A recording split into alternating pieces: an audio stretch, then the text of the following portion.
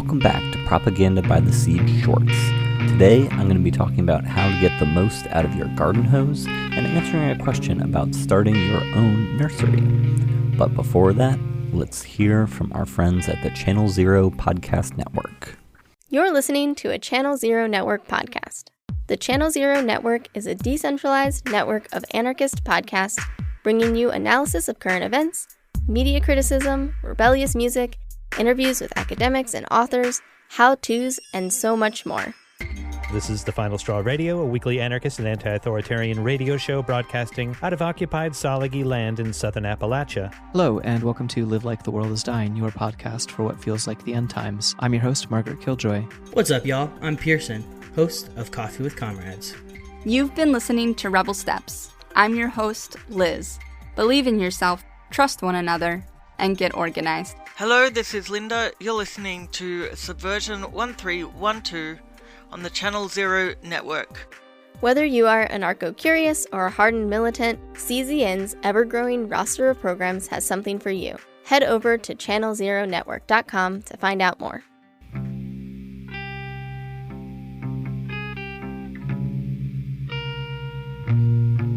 So today's main topic is garden hoses. Almost everyone with a garden uses a hose for something or another, and 99% of hoses that I have seen in use are being used in a, let's say, suboptimum way. And there's a few little hose accessories that can really help you use your hose better. And I also see a lot of hoses get discarded when they could easily be repaired. And for some reason, lots and lots of people just don't realize how easy they are to repair, and just like some really basic stuff about using a garden hose. So the first thing is, where do you get your hoses? I have started purchasing the occasional hose, but for 20-ish years of gardening, I pretty much just got my hoses out of the trash. If your area has bulky waste pickup or big trash day, there's always a fuck ton of hoses out in the trash. And sometimes they belong in the trash, but usually there's just like one thing wrong with them, and you can repair them for like a couple bucks. I'll talk more about that in a second. And frequently there's just nothing wrong with them. All right, so the number one thing that you need to make hoses work properly are rubber hose washers. Where hoses fit together, they don't seal by threading and making a watertight seal. They seal by threading the two pieces together and pushing the end of the male end of the hose into a rubber washer, and that's what makes the seal. And if that rubber hot washer has been squished a million times, it's going to start leaking, or very likely if it falls out, then it's going to leak real bad. So if you've got any sort of leak where two hoses connect, or where the hose connects to the spigot, or where the hose connects to whatever sprayer is on the end, you need a new rubber washer. And you can just kind of pry out the old busted one, if it's there at all, and put in a new one. And they're super cheap. They cost like about 10 cents a piece. Usually get a bag of them with 10 or 20 in it for just a few bucks. So if you're using hoses, you should have extra washers on hand, because it's really annoying to have a hose that's leaking all over the place. And when you go to get those, you should also get some hose menders. These are little either plastic or metal pieces. There's 3 different kinds. A coupler, a male end, and a female end. And these should allow you to fix basically whatever's wrong with the hose. So if you've got a leak midway in the hose somewhere, you just cut out the leaking section and put it back together with a coupler. And if the either end of the hose is busted, you just cut that off and replace just the end. So for, under $10, you can completely fix a hose that's like totally messed up. And you have kind of two options with hose menders. There's cheap ones that are like $1 or $2 that are made of plastic. Those work fine. And then there's metal ones, which are like in the $5 to $10 range, which work really nicely. Whichever. If you do invest in metal ones, they'll likely outlast the life of the hose itself. So when you do eventually have to throw out a hose, you can cut those out and reuse them.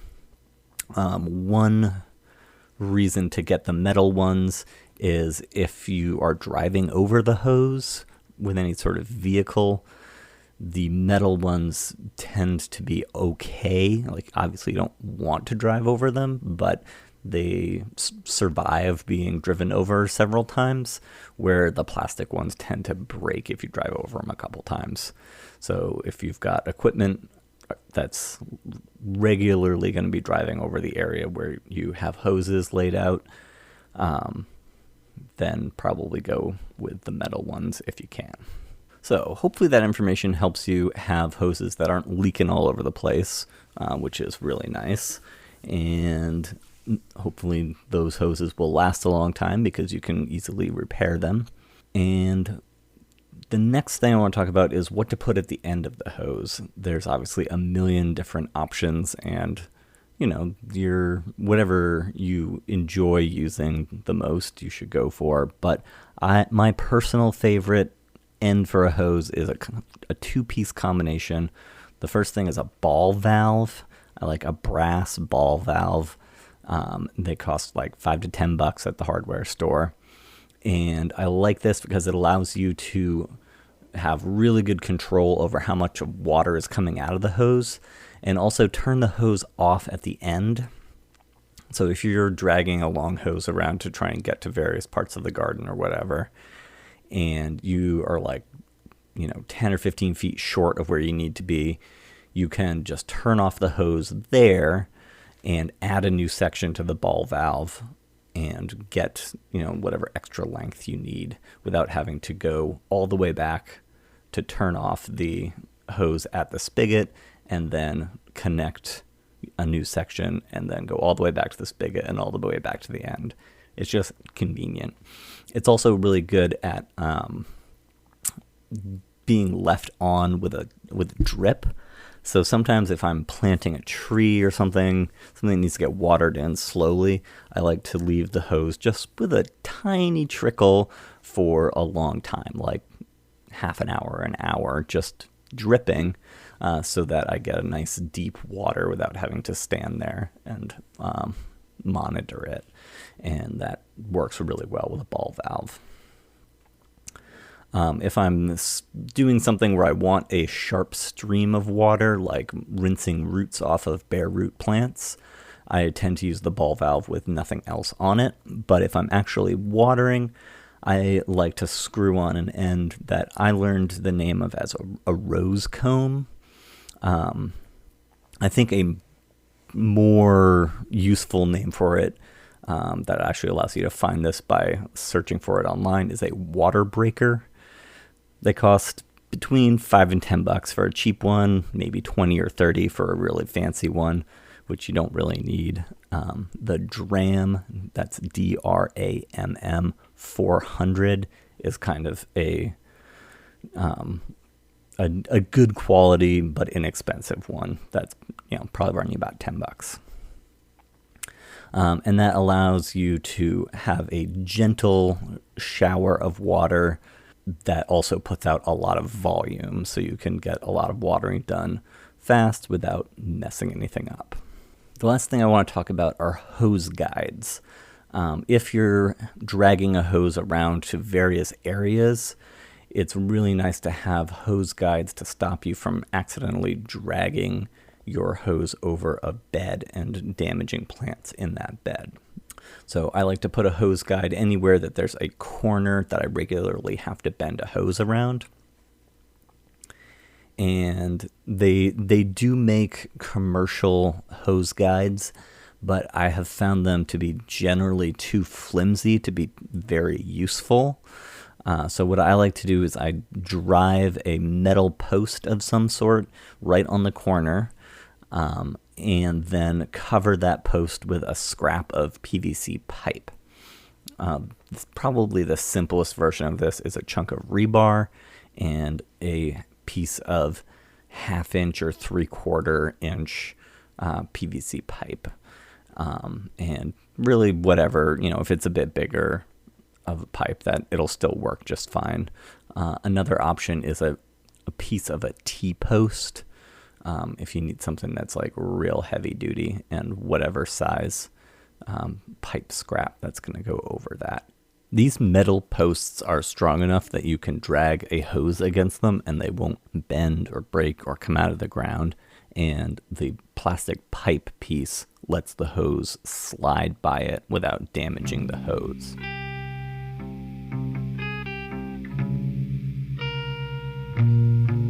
Today's question comes from Alex at Running Duck Farm.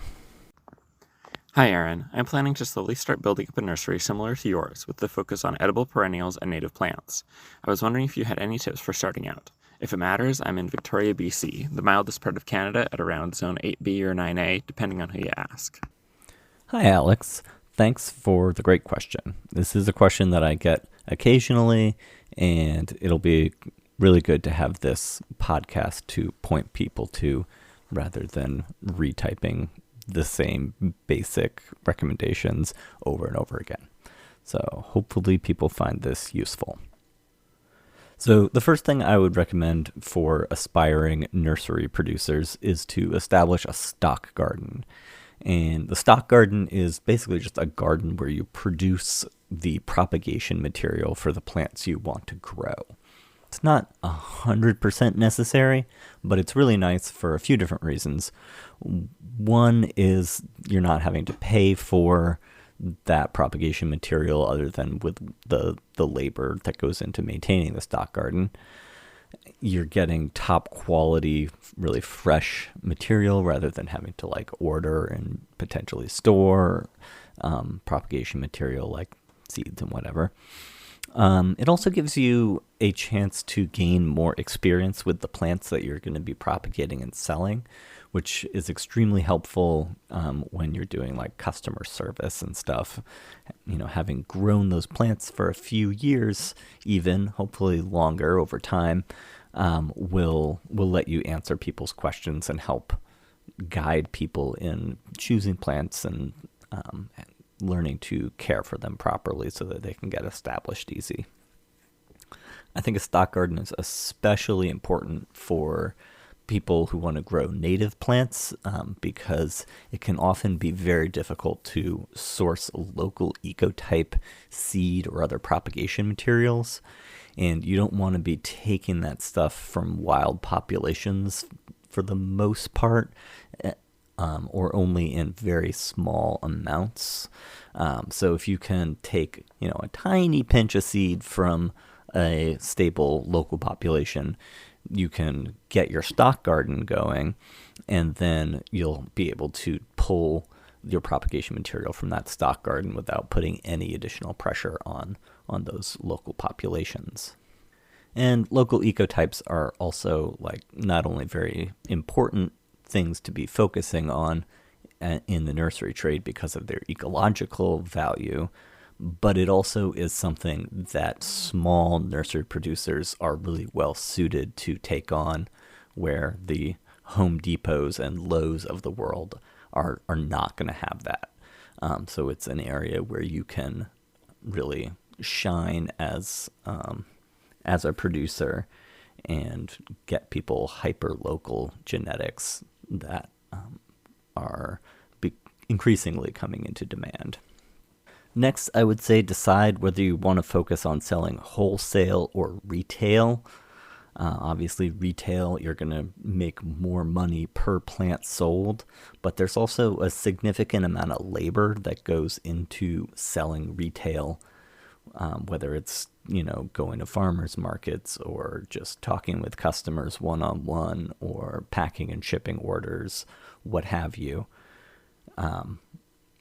For a retail operation, you kind of need a lot of diversity also, where if you're selling wholesale, you can often be growing much less diversity and just like more of a few specific plants and still do really well.